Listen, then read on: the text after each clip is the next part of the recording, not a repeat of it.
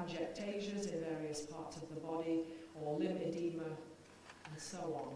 And if we look pathologically, generally we'll see hyperplasia of the lymphatics, so an increase in size, but we can also see underdevelopment and a variety of changes in the lymphatics.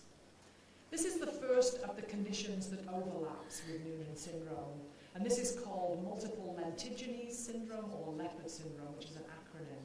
And this boy shows the little tiny dark freckles that are lentiginous. They're different under the microscope from freckles. And they are age-related, and so in early life, an individual with leopard syndrome may actually look as though they have Noonan syndrome. The acronym is L for lentiginous, E, ECG differences, O, ocular hypertelorism, which is wide-spaced eyes, and then pulmonary valve abnormalities, retarded growth and development, and also deafness. So there's a lot of overlap with Noonan syndrome, as you can see here.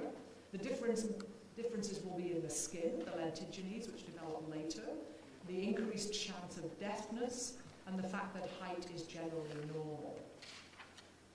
CFC is one of the overlapping conditions, and it was first described in the 80s. It's much, much less common than Noonan syndrome, and characterized by a set of features with many, many similarities, but also with some differences that I've marked with an asterisk.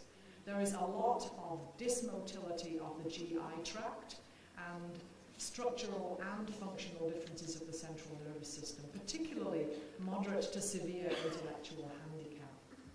But if we start with the face of this condition, you can see the similarities to that baby face of Noonan syndrome.